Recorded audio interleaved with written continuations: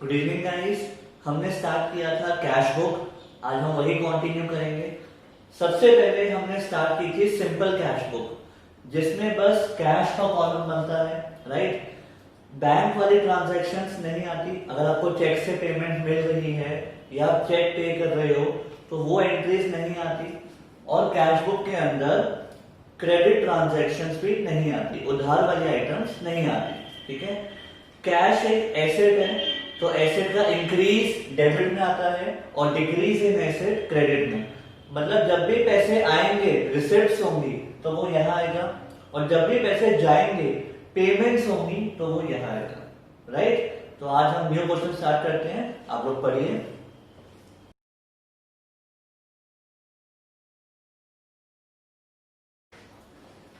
सबसे पहले आपको ईयर दिया हुआ है 2020, तो दोनों साइड्स 2020 लिख लो, ठीक है। सबसे पहले March 1, Simran commences business with cash. Business start किया मतलब कैपिटल, तो कैश आया, तो यहां पे आएगा मार्च 1 टू कैपिटल। बिजनेस के अंदर कैश आ गया, कितना आ गया? 65,000, राइट। उसके बाद bought goods for cash, cash गया, गुड्स खरीदे, तो यहां पे आएगा मार्च 3 बाय परचेजेस। कितना कैश गया? 6850 कैश गया, ठीक है। जब भी कैश आएगा डेबिट, जब भी कैश गया credit. Paid cash to Mohan, आपने मोहन को पे किया, कैश गया मार्च 4 बाय मोहन। कितना पे किया? 950। उसके बाद डिपॉजिटेड इन बैंक। देखो वैसे तो ये बैंक ट्रांजैक्शन है, बट हमारा कैश तो गया ना। अगर हम बैंक में डिपॉजिट करवा रहे हैं तो ऑफिस में से कैश गया तो ये तो रिकॉर्ड होगी। चेक्स मिले या चेक्स पे किया तो वो रिकॉर्ड नहीं होगी सिंपल कैश बुक में, बट अभी तो कैश गया तो ये तो रिकॉर्ड होगा। तो अगर आपने बैंक में डाला तो ऑफिस का कैश कम हो रहा है, ठीक है।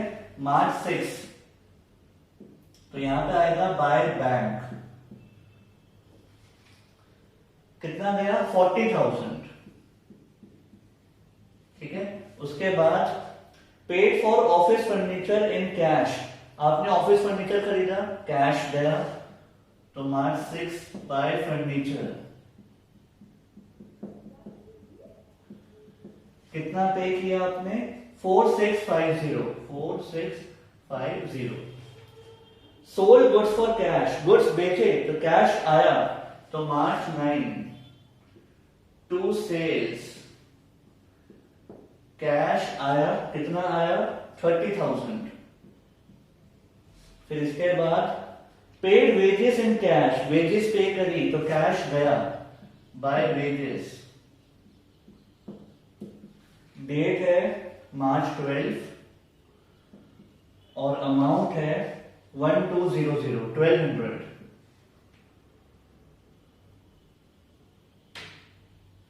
ठीक है।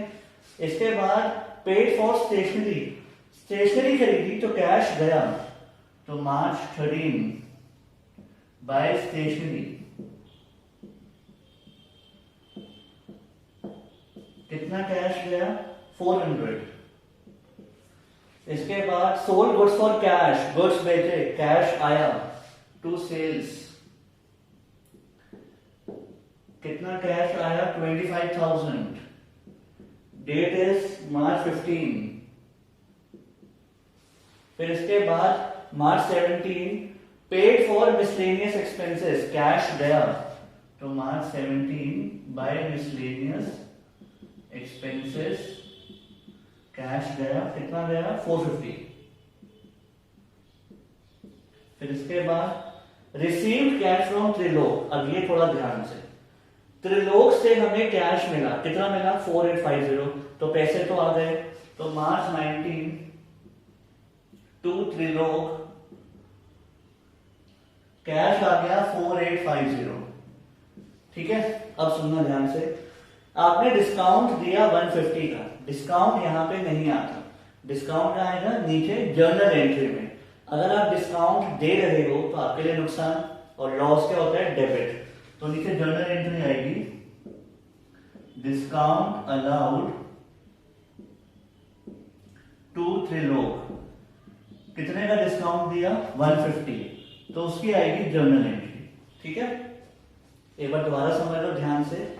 अगर मैं पूरी एंट्री करूं, आपको कैश मिला 4850, डिस्काउंट दिया 150, इसका मतलब त्रिलोक से लेने कितने थे, टोटल 5000 लेने थे, तो इसकी एंट्री ये होनी चाहिए थी 4850 cash, discount allowed 150 to Trilok, Trilok से लेने थे 5000। ठीक है, कैश आया इतना, लिखा हुआ है रिसीव कैश 4850, डिस्काउंट दिया इतना, मतलब इतने लेने थे। अब कैश तो हमने ऊपर दिखा दिया ना, तो वो जर्नल एंट्री में नहीं आएगा। मैंने आपको बताया था जर्नल प्रॉपर्टी में क्या आता है, जो किसी भी बुक में नहीं आता। तो कैश तो ऊपर आ गया, तो ये यहां से हटा दो, इसका 4850 भी हटा दो, तो एंट्री क्या बची, डिस्काउंट अलाउड टू त्रिलोक, ये आपको नीचे दिखानी है जर्नल प्रॉपर्टी में। ठीक है, नेक्स्ट परचेज गुड्स, कैश गया मार्च 22 बाय परचेजेस, कितने के गुड्स खरीदे आपने, 2500, कैश गया। पेड सैलरी, कैश गया बाय सैलरी, कितना गया, 15000। ठीक है, थोड़ा सा एक्सटेंड कर लेते हैं,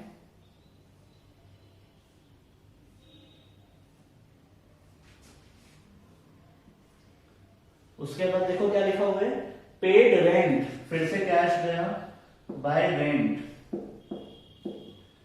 कितना गया 900, और डेट क्या है, मार्च 25। फिर इसके बाद पेड इलेक्ट्रिसिटी बिल, फिर से कैश गया, तो मार्च 28 bye electricity expense,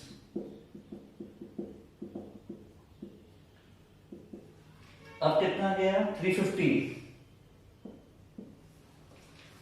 paid for advertising, advertisement पे खर्चा हुआ, फिर से पैसे गए, मार्च 29 बाय एडवर्टाइजमेंट, कितना गया 400। ठीक है, last point paid into bank, आपने बैंक में पैसे डाले, फिर से ऑफिस का कैश तो गया ना, तो by bank, March 31 by bank, कितना गया 25000। ठीक है, तो अब हमने सारे पॉइंट्स पुट कर दिए, अब बस इसको क्लोज करना बाकी है। और क्लोज कैसे करते हैं, लेट मी रिमाइंड यू। सबसे पहले डेबिट साइड का टोटल लोगे, ये साइड बड़ी होगी, क्योंकि जितना कैश आपके पास है उतना ही तो खर्च कर पाओगे, उससे ज्यादा कैसे खर्च कर लोगे। अगर आपके ड्रॉर में 1 लाख है तो मैक्सिमम खर्च भी 1 लाख ही हो सकता है ना, या उससे कम होगा, तो ये साइड बड़ी होगी। ठीक है, सबसे पहले डेबिट साइड का टोटल करो, उसको यहां लिखना, सेम टोटल इधर लिखना, और फिर देखना कि बैलेंस कैरेट डाउन कितना बचा, मतलब मंथ के एंड में क्या बचा। ठीक है, मार्च 31 को बैलेंस कैरेट डाउन, और वही बन जाएगा टू बैलेंस ब्रॉड डाउन। ठीक है, ये स्पेस की वजह से ये एंट्री में डाल देता हूं, डिस्काउंट अलाउड टू त्रिलोक, यहां लिख लेना। अब आप इसका टोटल करेंगे और उसके बाद बैलेंस सीडी निकालेंगे, और फिर यहां पे लिखेंगे टू बैलेंस ब्रॉड डाउन, और वो कब आएगा, जो नेक्स्ट मंथ होता है उसकी फर्स्ट डेट, मतलब अप्रैल 1, तो ये आएगा अप्रैल 1 को। ठीक है, तो ये आप स्टार्ट करो।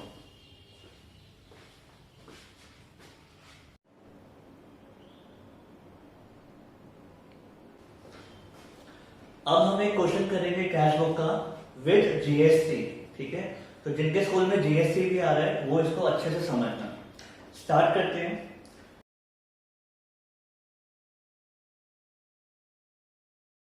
सबसे पहले ईयर लिखा हुआ है 2019, तो दोनों साइड्स आप 2019 लिख लो,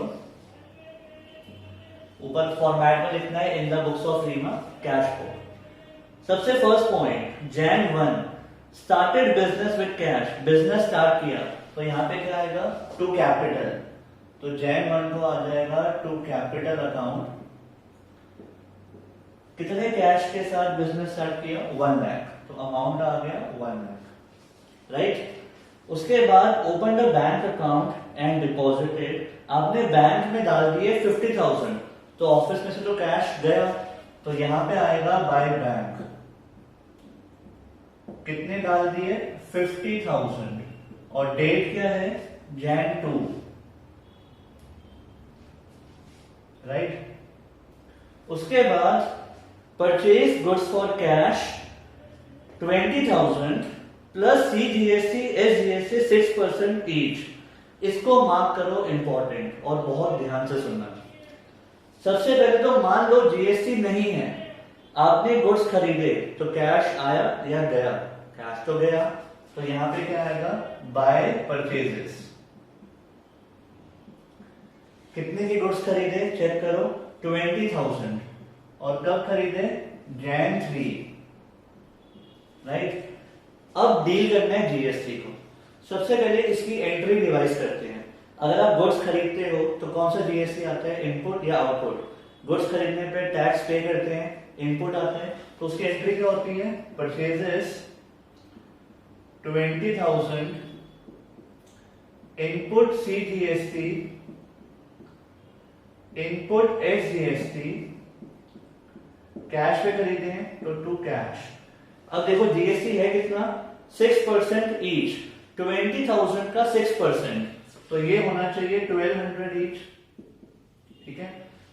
तो टोटल कैश गया कितना, 22,400, टोटल गया 22,400, ऐसे ही होगा।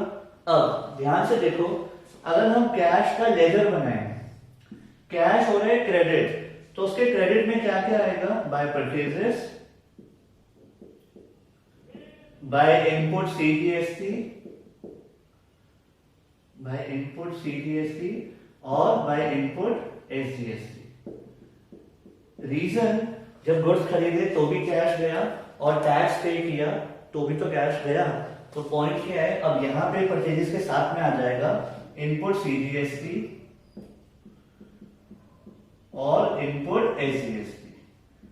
जब तक टैक्स नहीं थे, जब तक जीएसटी नहीं था, तब तक तो नॉर्मल था, गुड्स खरीदे तो पैसे गए, गुड्स बेचे तो कैश आया। अब गुड्स भी खरीदे और जीएसटी भी पे किया, तो जीएसटी पे करने से भी तो कैश गया, तो वो भी आएगा कितना, 1200 ईच, और डेट क्या रहेगी, सेम Jan 3, ठीक है। आई होप समझ आ गया होगा। एक बार दोबारा सुन लो, आपने गुड्स खरीदे, कैश गया, जीएसटी पे किया तो भी तो कैश गया, राइट। और परचेजेस के साथ कौन सा आता है, इनपुट जीएसटी। उसके बाद sold goods of 5,000 plus IGST to Ram of Chandigarh on credit. अब जो हमने गुड्स सेल किए वो क्रेडिट पे है, इसे करो अंडरलाइन। और क्रेडिट ट्रांजैक्शन तो कैश बुक में आती है, उधार वाले तो यहाँ पे नहीं आएंगी, तो इसको इग्नोर करना है, ठीक है। उसके बाद रिसीव फ्रॉम राम, राम से पैसे मिले, ये हम दिखाएंगे टू राम। कितना कैश मिला, कैश मिला आपको 3,000, तो 3,000 हम दिखा देंगे, ठीक है। नेक्स्ट, पेड रेंट, आपने रेंट पे किया, कैश आया या गया, कैश तो गया, तो Jan 7 बाय रेंट, कितना रेंट पे किया आपने, 4,000। अब इसमें भी जीएसटी है, CGST SGST। अगर आप रेंट पे कर रहे हो तो जीएसटी भी पे कर रहे हो, तो कौन सा आएगा, इनपुट, तो फिर से आ जाएगा input CGST by input CGST by input SGST, ठीक है। कितना परसेंट है, 6%, तो 4,000 का 6%, तो ये होना चाहिए 240 ईच, 6 for the 24, तो 240 ईच, ठीक है। नेक्स्ट, उसके बाद है सोल्ड गुड्स फॉर कैश। अब इसको मार्क करो इंपॉर्टेंट, आपने गुड्स बेचे तो कैश आया, तो इस बार तो आएगा टू सेल्स। कितने के गुड्स सेल किए, तो टू सेल्स आ गया 10,000, और डेट क्या है, डेट है Jan 8। आगे लिखा हुआ है प्लस सीजीएसटी एसजीएसटी। अब जब आप गुड्स बेचते हो तो कौन सा जीएसटी आता है? Output CGST, output SGST. इसकी एंट्री क्या होती है चेक कर लें। अब आपने गुड्स बेचे तो इसकी एंट्री होती है cash to sales to output CGST, output SGST. कितने की गुड्स हमने सेल करे? 10,000 के। और जीएसटी का रेट कितना है? 6% ईच, तो 600 ईच, तो 11,200 होना चाहिए। अब देखना ध्यान से, अब आपने गुड्स बेचे, कैश आया, और जीएसटी कलेक्ट किया, वो भी तो कैश आया, तो यहां पे अब साथ में आ जाएगा to output CGST, to output SGST, 600 each. तो पॉइंट क्या है, जब हम जीएसटी पे करते हैं तो वो इनपुट होता है, कैश गया, और जब जीएसटी कलेक्ट करते हैं तो वो आउटपुट होता है, कैश आया। ठीक है, उसके बाद विड्रू कैश फ्रॉम बैंक। अब सुनना ध्यान से, बैंक से कैश निकाला, अब तक तो हम डिपॉजिट कर रहे थे, इस पॉइंट में हमने कैश निकाला, तो इस बार तो ऑफिस में कैश आया, तो यहां पे आएगा टू बैंक। ऑफिस में से कैश, ऑफिस में कैश आया, ठीक है। बैंक से कितने निकाले? 7,000, राइट। अब आप ये मत सोचना कि सर ये घर लेके गए हो, क्योंकि पर्सनल यूज नहीं लिखा, तो ये ऑफिस में आया तो कैश आ गया, increase in asset, right. Purchase furniture in cash, furniture खरीदा तो कैश गया, तो यहां पे आएगा Jan 27 बाय फर्नीचर। कितने का फर्नीचर खरीदा? फर्नीचर खरीदा 15,000 का, ठीक है। अब कैश गया और जीएसटी भी पे किया, तो उसके लिए भी कैश गया, तो जब जीएसटी पे किया तो कौन सा आएगा? इनपुट सीजीएसटी, इनपुट एसजीएसटी, ठीक है। कितना पे किया?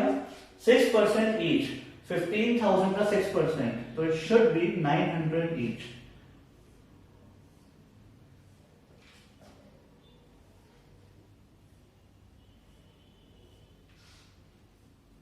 ठीक है, इसके बाद डेट सेम रहेगी Jan 27। Last point, paid salaries, तो Jan 31 में आ जाएगा बाय सैलरीज, पैसे गए। कितने गए? 5,000।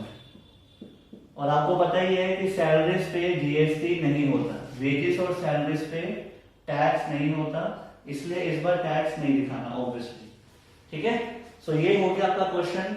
इसके बाद टैली तो आप कर ही लोगे, तो बस इसमें नया क्या था? जीएसटी। अगर आप जीएसटी पे कर रहे हो तो कैश गया तो इनपुट आएगा, जीएसटी कलेक्ट कर रहे हो तो कैश आया, आउटपुट आएगा, ठीक है। लिख लो।